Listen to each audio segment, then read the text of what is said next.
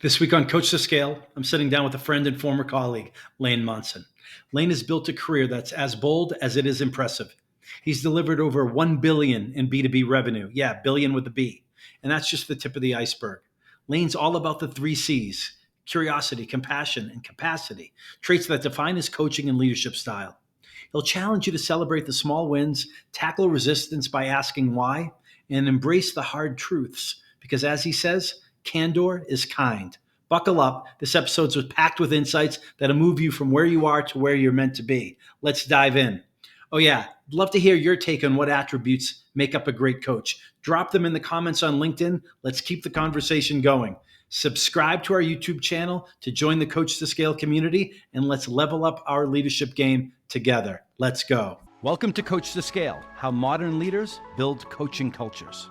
I'm your host, Matt Bonelli. Join me as we build a community of like-minded professionals who share the belief that effective coaching improves the performance of every team member. Our mission is to help leaders become better coaches. The Coach2Scale podcast is sponsored by Coachum, the world's first AI coaching execution platform that leverages evidence-based coaching to increase quota attainment. And with that, let's get started. I'm excited to sit down today with my friend and longtime colleague. He's a global executive leader. He's a coach. He's the 1% coach. He's a mentor, and he's an entrepreneur. He's a lifelong learner. The traits that apply to him, think 3 C's: curiosity, compassion, capacity. He's delivered over $1 billion, billion with a B, in B2B revenue over his career. We worked together at Oracle. He went on to lead teams at Infor and Aviacode. Lane Monson, welcome to Coach2Scale. Wow. Thank you very much, Matt. So great to be here. Awesome to have you. We've had these conversations in restaurants, in hallways, in break rooms, conference rooms across the country for many years, but now we're just going to have it live and share it with our friends. Love it. So Lane, we'll dig right into it. As an executive, as a leader, as a coach for many years, you've heard it all.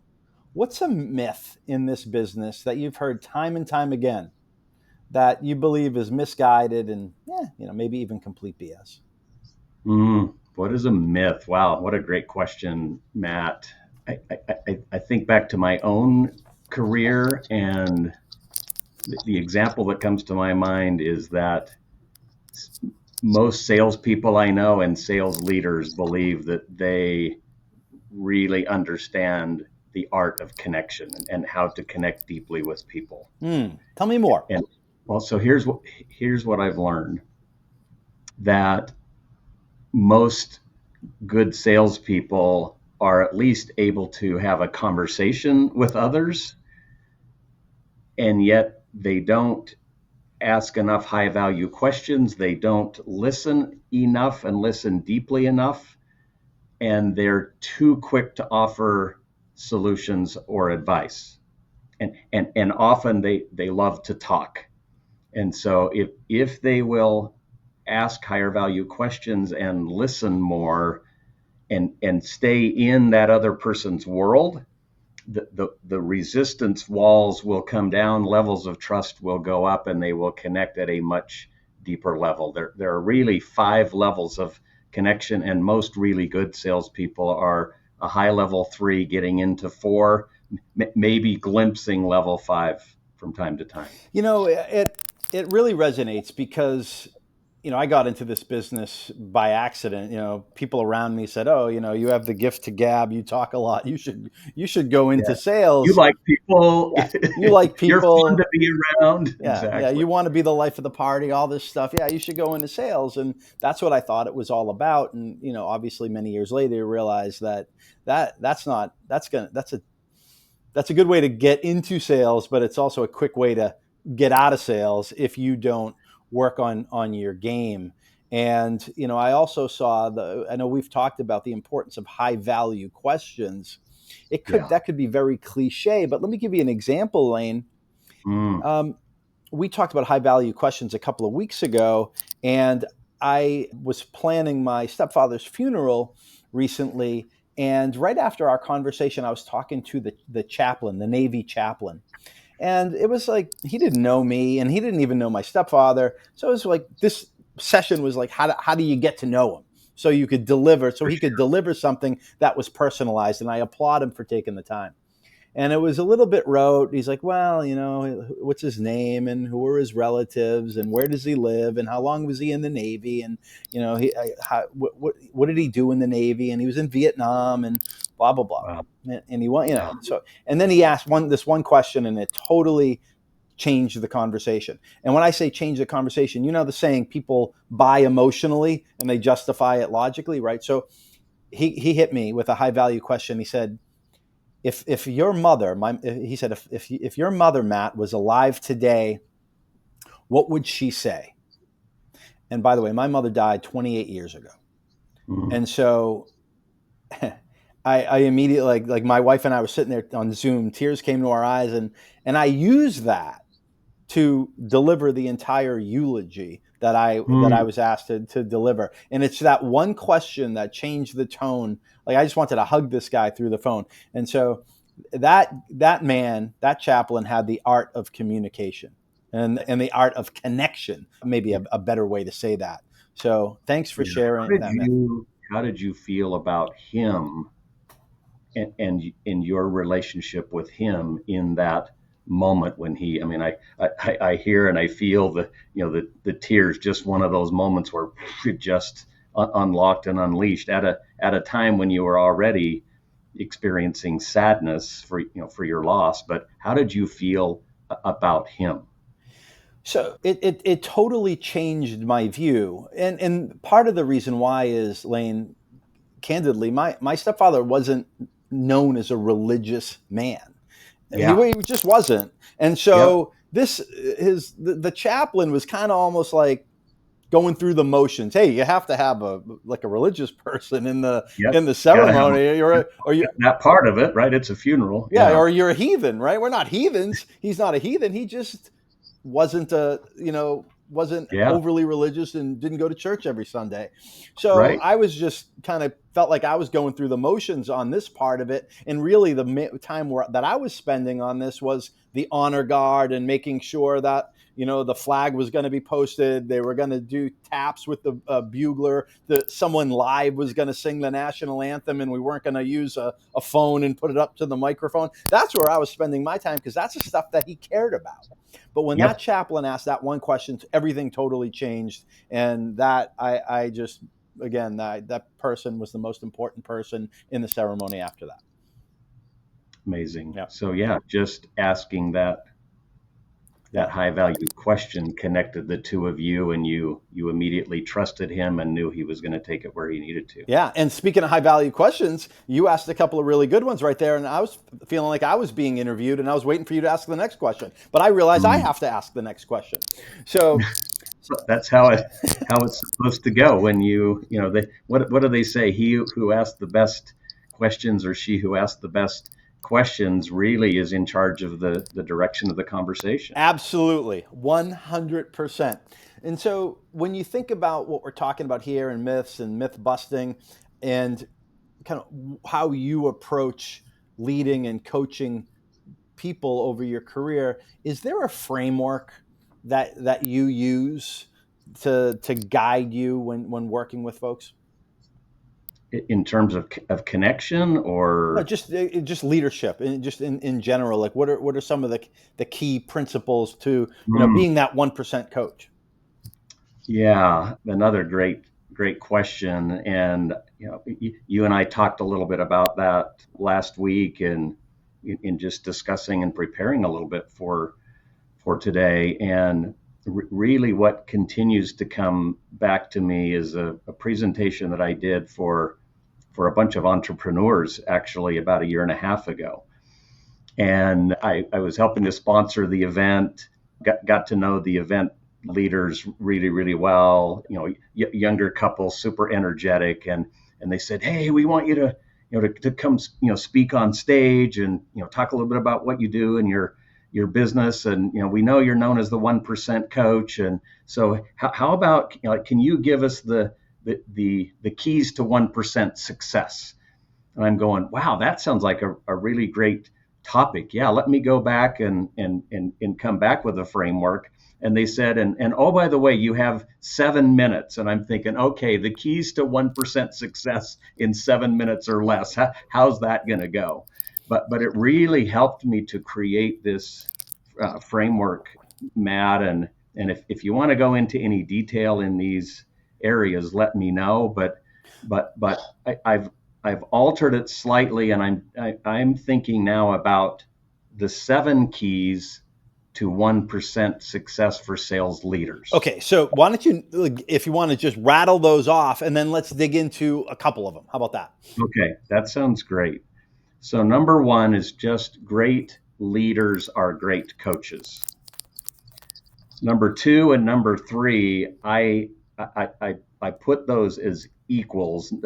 One is not above the other, but belief and desire. What's your level of belief that you can succeed, and what's your level of desire to succeed, both for you and for your sales leaders that you lead, and for your sales team members. Number 4 is also combined, but it's vision and purpose. Number 5 is connection. We talked a little bit about that already. Number 6, higher value questions yield higher value answers. And number 7 is just simply the word mindset. Awesome. So can I, based on that, those 7, can I dig into a couple of different ones, and we can peel back the onion? Would love it. Okay. So when you talk about belief and desire, so if I'm that person, let's say I'm showing some promise, I have some potential, you see a lot in me, and I have the belief and the desire. I want to hit my number. I want to be number 1 on the team. I want to go to President's Club. I want to have an impact, right? Yep. Where does the rubber meet the road? Because there's a lot of people who want that stuff. Yeah. But they don't put the work in to achieve it. Yeah. Have you ever run into that? They say they want it. They may be in love with the idea of being on stage and winning all the awards and perhaps even making a lot of money. But there's a difference between falling in love with the idea of that and actually having enough desire to drive behavior, to drive action. Yeah, my business partner, Mike Meyer, referred to it as desire and commitment. Desire is you want it. Commitment is you put the work in to get there. And that's why they have classes like organic chemistry. I mean, there's a lot of people who want to be doctors, but you have to go through the gauntlet of a bunch of classes that you probably don't like. Most people don't, in order to get there. And the weeding out class is that organic chemistry. And that's where they maybe I'll go to law school instead. Exactly, and it really does get down to, number 1, great leaders are great coaches, right? You've got to have regular and consistent conversations with each individual, and as we know, and I'm guessing most everyone on this, listening to this podcast probably has children, and think about your children. If you have 1 child, that is 1 child. If you have 2, you have 2 different children. And if you have 3 or more, you have 3 or more different children, different desires, different goals, different personalities, different objectives, different things that get them excited and motivate them. And so having a conversation with an individual that says, yes, I want to be the top of the top. I want to be super, super successful. Asking them some of those deeper questions, those higher value questions. Well, okay, that sounds awesome. I'd love to know a little bit more about why do you want that? Yeah. What's motive? And you you just want to make a lot of money? Do you want a lot of recognition?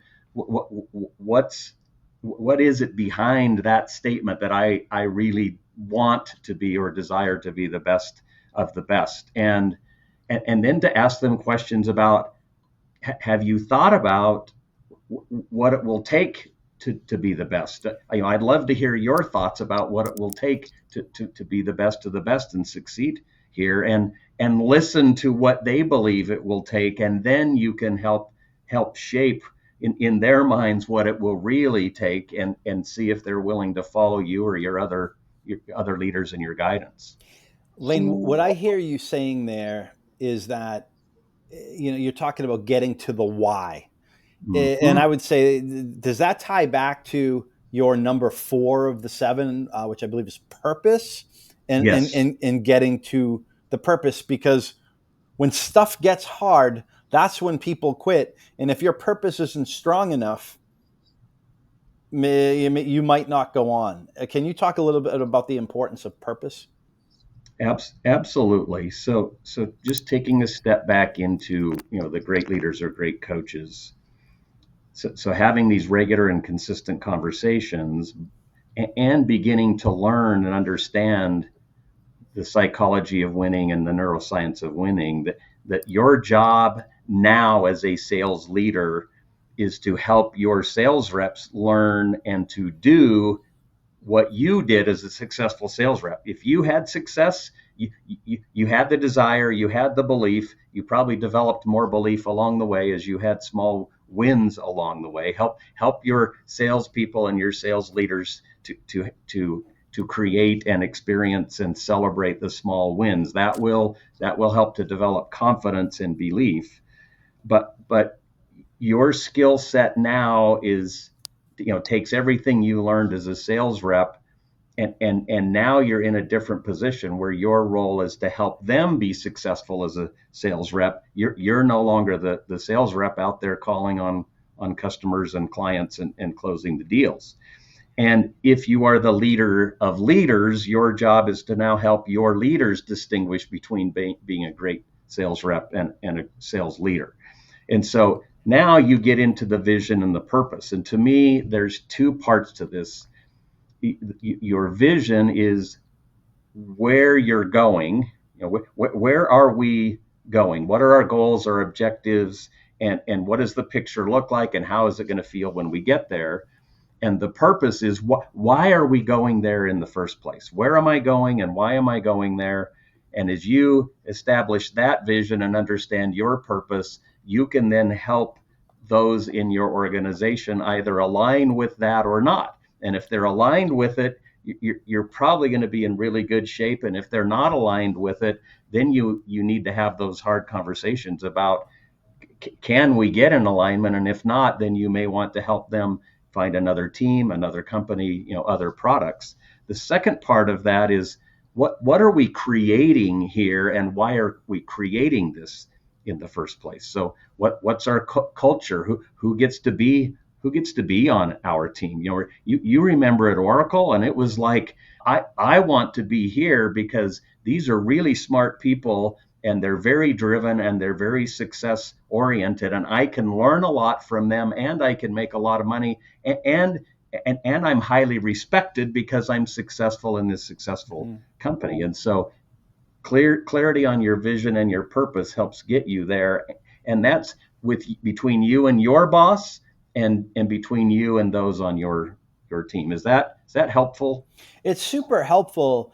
It's one of those things. It's simple, but it's not easy. It's a little bit simple to explain. Yeah. But it's hard to do. It's like saying to someone, hey, here's a big rock. Go hit it with a hammer until it becomes a lot of little rocks. Well, that's easy Yeah.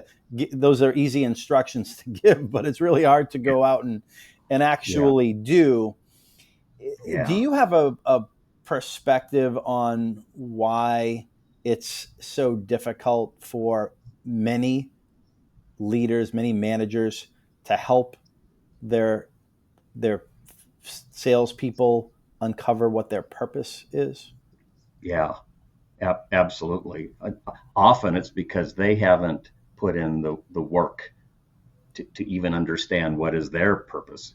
I ask a lot of people that question, and I get the strangest looks, and I get responses, everything. One sales leader I spoke with, we were having lunch, and I just said, Larry, what's your purpose? And he looked at me and he said, to alleviate suffering.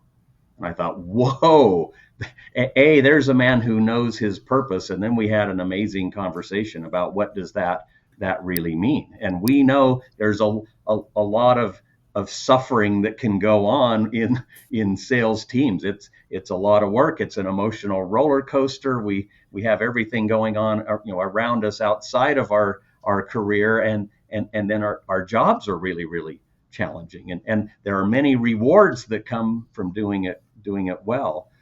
But to alleviate suffering. And then I have on the other end of the spectrum, what do you mean? It's like, what do you mean? What's my purpose? And then we get to have a conversation about that. So first, invest a little bit of time, whether it's with a coach or a mentor of yours, and discover what is your purpose. Kind of, why do I exist? Why am I here on the planet? Why am I here at this company at this time?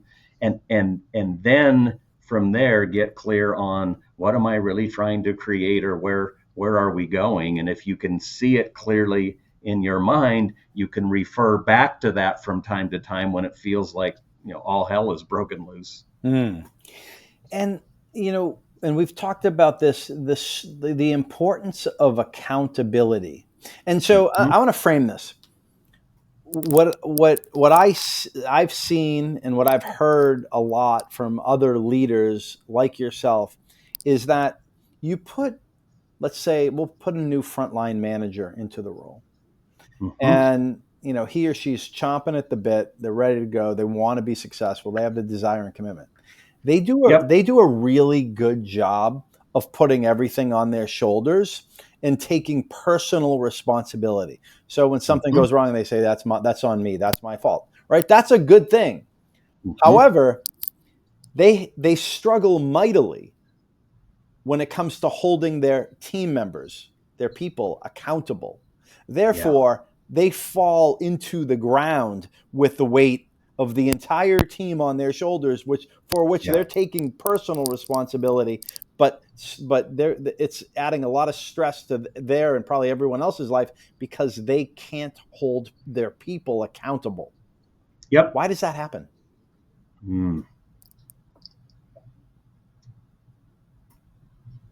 So just to clarify, what I hear that you're asking is, as a sales leader,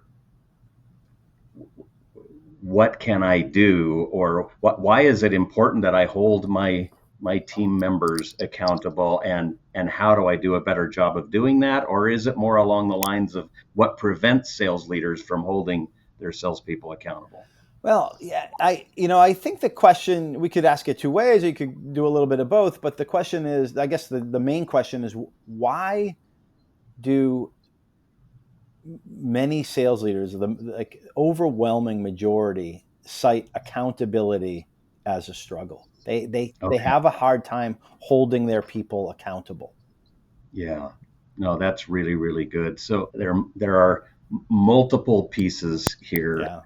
This is one of those where I'd like to be able to say, this is why it's not working, and this is what you must do in order to make it work. Because we are human beings, and we are complex in nature. And what works with one sales rep to help hold them accountable, or even better, to help them hold themselves accountable, may not work at all for another. So it's usually not a one size fits all. I would say that's number one. Well, and actually that's really good. Maybe let's approach the question together a different way. What is something that a leader could do to better hold their team accountable?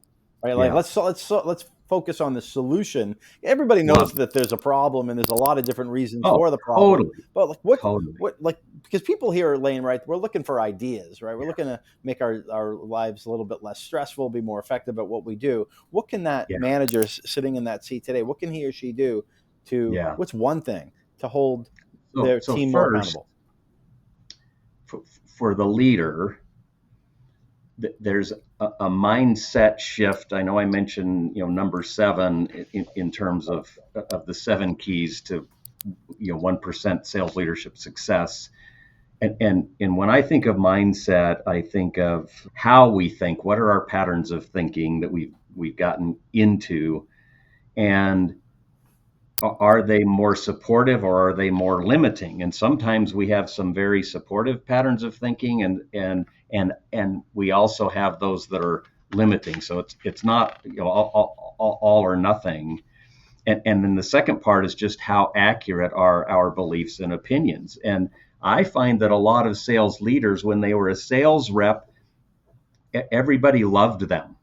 Their sales manager loved them because they were successful and helped them meet their numbers, and their customers and clients loved them because they listened, came up with solutions, sold them products that helped them in their careers and make their businesses more successful.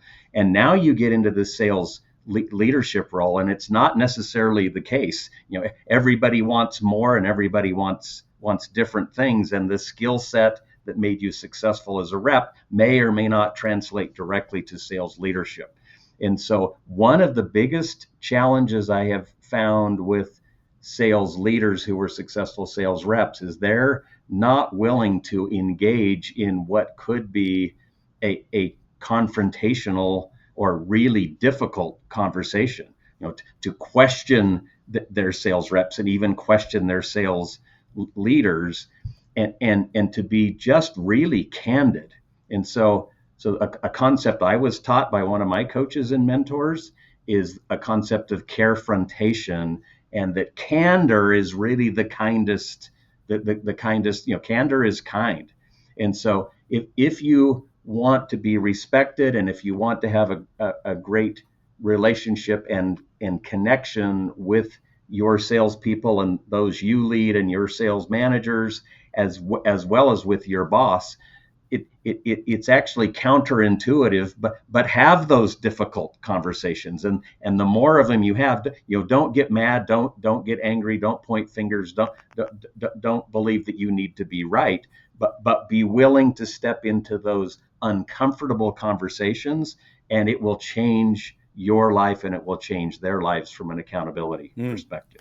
Oh, amen to that. So true. It sounds like maybe, I don't know if you've been on both sides of having those candid, kind conversations in the past.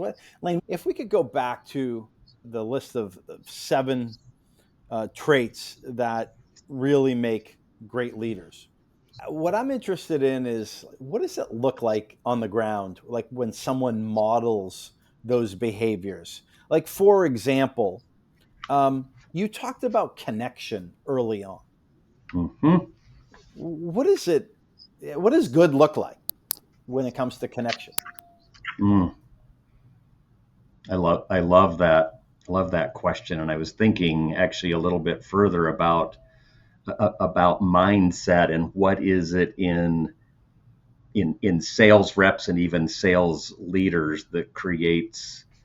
In fact, I just wrote down the word resistance came to my mind. So what is it that causes us to be resistant to structure, or resistant to even to this concept of accountability, holding ourselves accountable or being held accountable? So we can come back to that in a few minutes. But from a mindset perspective, the leader that reported to me that really exhibited the best behavior from a mindset perspective was Michelle Potter. I think you might have even known her back in Oracle. She was the first sales manager that reported to me when I was promoted into the first VP of sales role. And she just seemed to have a balance of thought and an awareness and an understanding and a curiosity to where she could just share with you, here's what I think, or here's what I believe, and as a result of that, here's where I think we ought to go. What do you think? And whether it was her sales team or her peers or myself, just had that very healthy mindset that I'm okay and you're okay, and why should we let a lot of stuff get in our way? Let's just have a conversation, make some decisions, and move forward. And if it doesn't quite work out right, let's readjust and move forward. So she was an amazing example from a mindset perspective. When I think of connection, probably Joey Green, John Joseph Green, but he went by Joey. Also, actually, I met him after I had left Oracle and I was SVP of sales at Infor, and we were ready to expand our team globally. We were just in the U.S., and in order to do that, I needed to have 3 very competent sales leaders in the U.S. So that I could go spend my time elsewhere and they could keep the ship moving forward. And Joey Green just had this ability to sit and listen, and you felt seen and heard and valued and understood and just encouraged. Having a conversation with him, he's one of those guys that I just felt better about everything in life Yeah. after we finished a conversation. And he noticed people and he paid attention to them, and he cared about them. And I really believe those are the keys to connection. And I learned a lot of that from Joey Green. Well, everybody needs a Joey Green and a Michelle Potter type on their team. Is there another one that you'd go to that you want to highlight? It's actually making me a little bit emotional, Matt, because we've talked about this, and what used to work in sales leadership that doesn't necessarily work today. Just the rah rah and all encouragement, and you've got this, and just go get them. Yeah. Kind of encouragement, and there's nothing wrong with that. It's encouragement can go a long way. There is not enough of it, and I my suggestion would be over deliver on the encouragement perspective on a very personal one-on-one basis. And the other thing that does not work as well as even back in the day when we were up and coming sales leaders was the stick, right? Here's your number. This is the target. You better hit it or you're out of here. Yeah. I will fire you in a minute if you miss your monthly or quarterly target. And neither of those on their own work. There need to be some objectives. People pretty much understand that there are consequences of not hitting the numbers. Yeah. But this great leaders are great coaches, and the guy that comes to mind there is a gentleman named Thad Zylka, Zylka, and he also was one of the 3 leaders reporting to me at Infor. And just the regular, consistent conversations and understanding the stresses that his sales managers were under and that his sales reps were under, and just literally having conversations about what are you concerned about, what are your fears. You seem really stressed out right now. Let's unpack that a little bit, because the more stressed we are, the more challenging it is to succeed at sales. And you just seem really tired. What's going on right now outside of work? And even he was really good with those sales reps that were the ones that I call the rebellious sales reps. It's like no matter what you told them to do, they were going to do.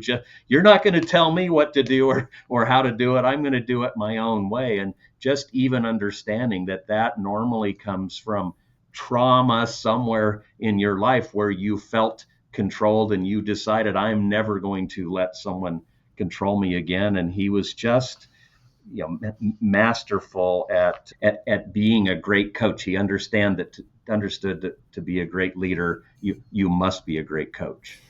And we work in an emotional business, and coaching and leading there's even deeper connection, which brings on emotion. Yeah. It seems that thinking about Thad brought some strong emotion to you. Why is that? Yeah. Why is that, Lane? Just because of the type of human being I think that he is. He wasn't faking it, wasn't just trying to put on the mask or put on the uniform, but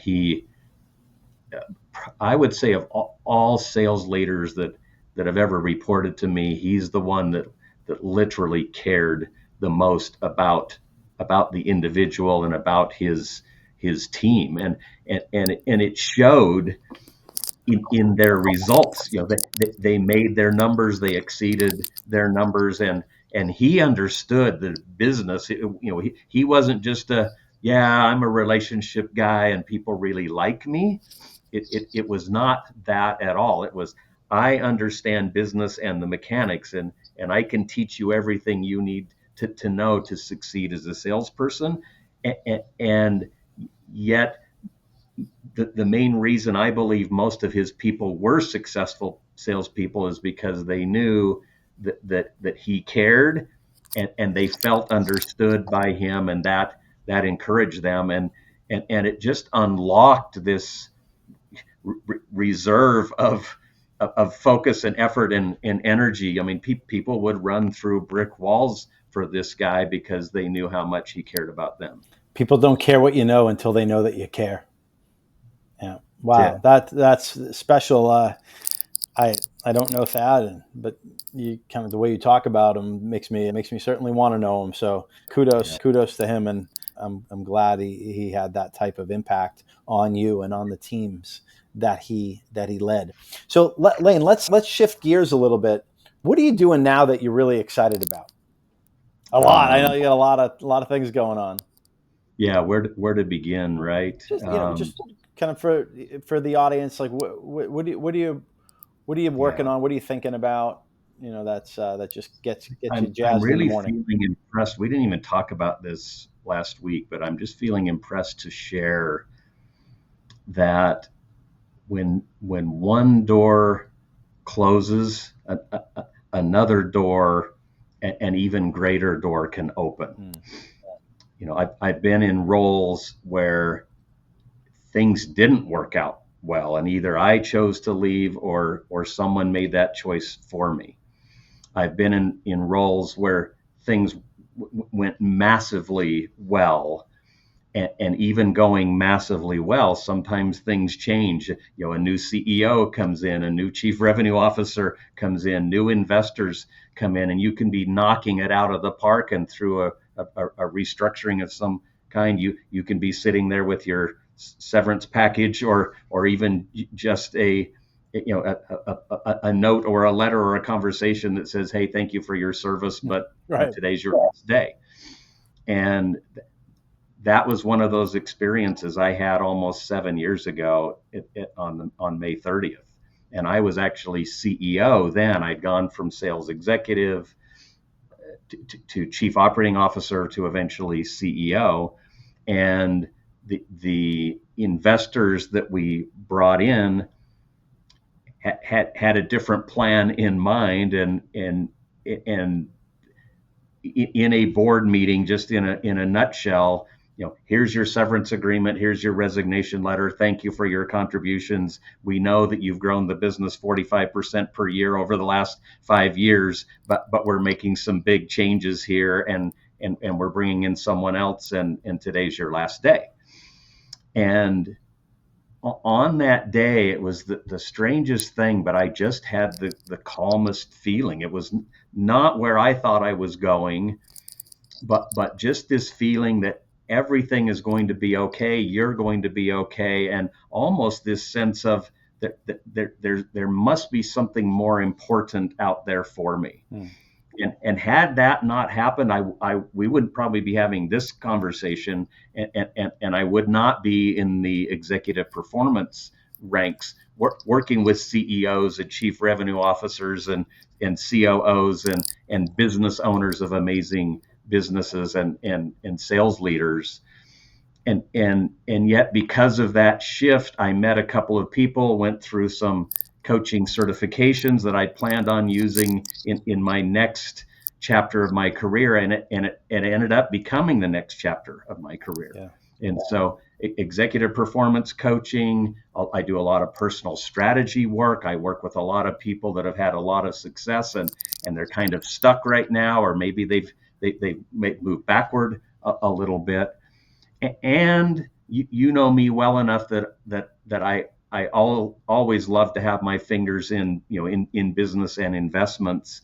And so a friend of mine and I have created a land development business out here in Utah that's been a really fun project that's now turning into a really profitable project, and it keeps all of my business skills and knowledge and experiences and insights in the forefront, because I'm making some pretty big business decisions on top of helping other executives make really big business decisions. Well, we hit on a couple of things there. Thanks for sharing that. I mean, I think you kind of answered the question about lessons learned in there. I mean, you could have things grow in the business and killing it, and then, still get that piece of paper or that conversation that says, don't let the door hit you in the, what. But then also curiosity, like lifelong learning, like one door opens, into the other. And when you're curious, those types of things are going to happen more often than if you have your head in the sand, right? Yeah. So I think, really, really super cool. Lane, there's a lot of folks that are listening that either themselves or know someone who wants to get that 1% better. How can people find you, get a hold of you if they wanted to? Yeah, so it's interesting. You mentioned that 1% better. When people hear the 1% coach, they're either thinking, "Oh, that's the coach that just helps me get 1% better every day," and some think, "Oh, this is the guy that only works with the top 1%."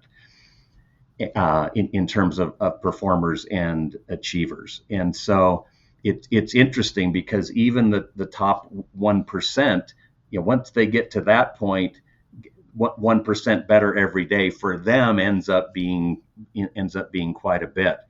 And so I love working with sales executives and other top level corporate executives to help them go from wherever they are to get to that next level, as well as business owners that have businesses that are growing or businesses that have gotten to a certain size and now they're struggling for whatever reason, to help them get better personally so their businesses can get better. And it's really pretty simple to reach me. My email address is just lane@platinumcirclecoaching.com. You can find me on LinkedIn, Lane Monson, Salt Lake City, or Lane Monson, Platinum Circle Coaching. And then just my website, very simple, straightforward website, but it's platinumcirclecoaching.com. Awesome. And thanks for sharing that. So, Lane, as we wind down, a couple of questions to do that. We're the Coach2Scale podcast. So we care about coaching and developing people. We bring people on like yourself who care about that as well and have a passion for it. But usually people who care about that stuff had that behavior modeled for them somewhere along the way. Who's somebody who's coaching somewhere along your journey has had an impact on who you are and what you do and how you approach coaching and leading? Yeah. Oh, my career has been lengthy enough that that's a pretty lengthy list right now. I really have been fortunate to have had leaders that were amazing mentors and coaches, as well as peers, like yourself. And I think a lot of our peers when we were at Oracle, and just how much we all supported one another.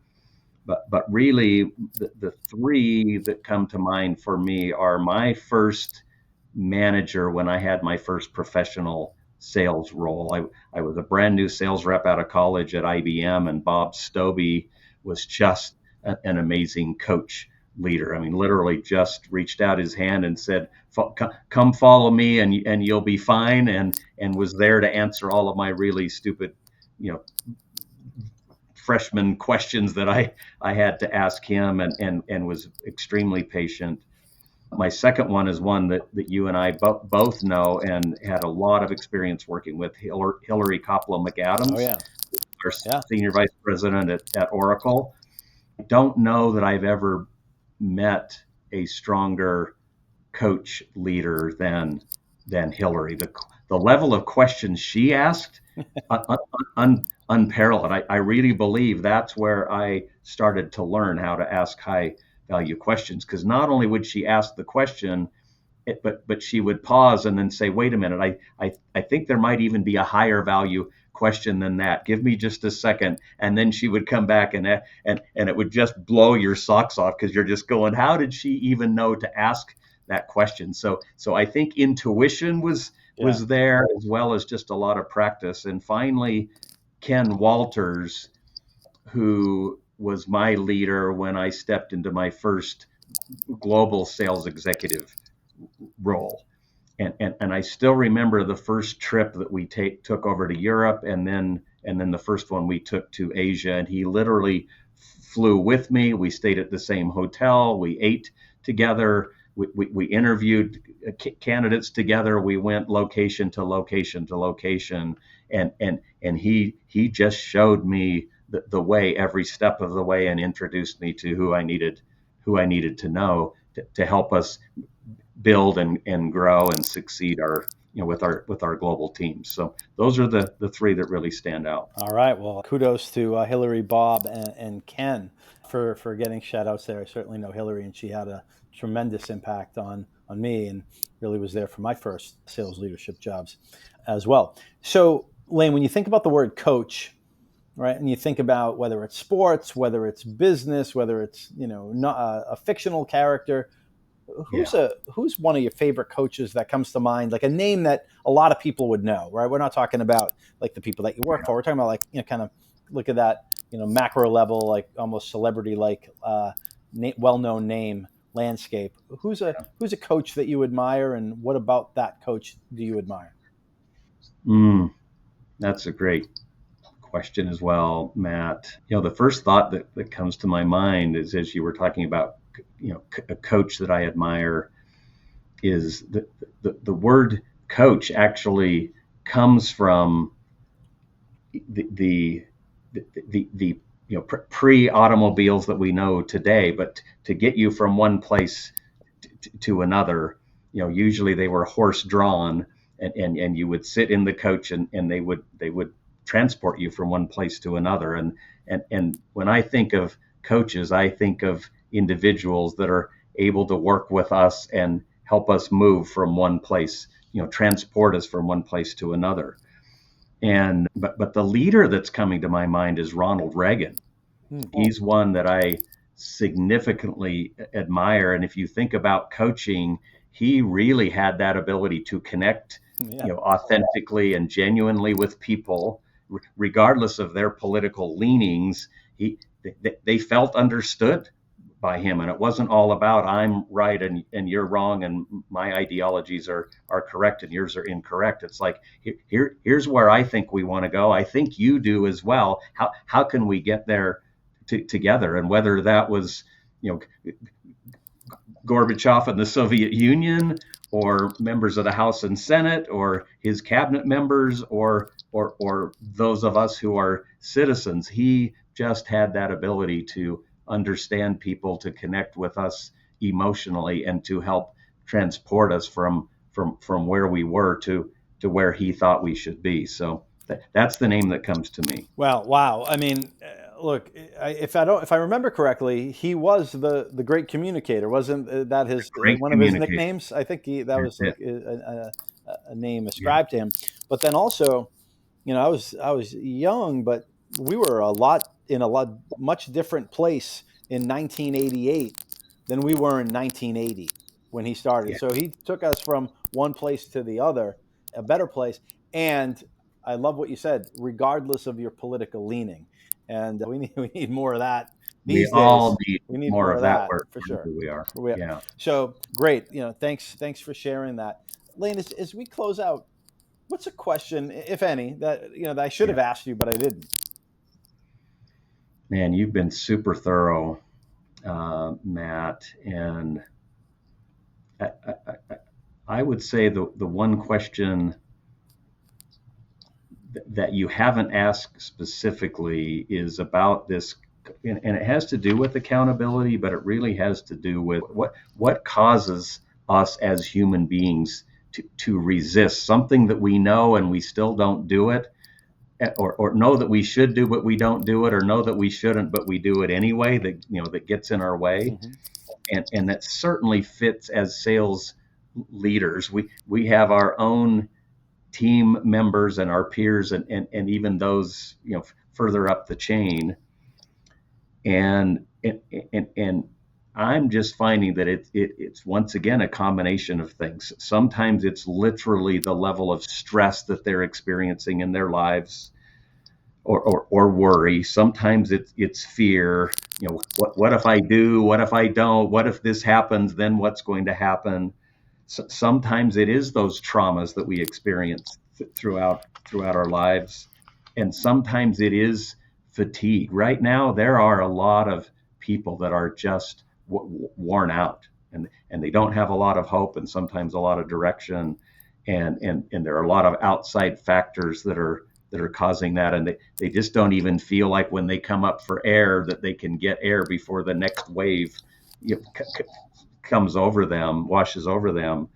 And then again, back to that rebellion factor is that rebellion and sometimes excessive humor that hides some of what have been their challenges in the past. And so just when it comes to resistance, if you're feeling resistant, or if you have those that are resisting what could really make a difference, a positive difference in their lives, that is really the time to lean in more deeply, to care enough to notice and to ask them what's going on, and then to take the time to really listen because you care, and not just because you want to move on to the next thing. And that's one of the notes I took down when you were talking about Thad. It's that even if he had that rah-rah, strong, resistant salesperson, he would say, hey, seems like something else might be, bothering you a little bit. What's going on? What's going on? And it's like, that changes the conversation. It's like, wait a minute, you care about me? Right? That's people don't care what you know until they know that you care. And, another quote that comes to mind is from Chip and Dan Heath's book, Switch. Sometimes resistance is lack of clarity. And, it could be lack of clarity for the individual contributor about what they're supposed to be doing. It could be lack of clarity with the manager about what's going on, not clear on what's going on in this person's life that's getting in their way. So really good. I love the point that you made about resistance, and I think that's a good place to leave it. Lane, we covered a lot of ground today. We talked about resistance. We talked about the true origin of the word coaching to transport someplace from one place to another. We talked about candid confrontation. Candid is kind. We talked about the 7 different attributes of a great coach, and the importance of connection to start us off. So thanks for taking us along this journey today. No, thank you. It's been my absolute pleasure, and I look forward to our next breakfast discussion. Sounds great. And for everybody out there watching and listening, thanks for doing so. You can get the Coach2Scale podcast wherever you consume your podcast. You can also get some snippets of it on LinkedIn. Engage with the audience. Let us know what you like. Let us know where you may disagree. Let us know what you'd like to see more of. We want to bring topics and guests and ideas to you to help make that difficult job that you do just a little bit easier. So look forward to seeing and hearing from you out there. And until next time, coach them if you want to keep them.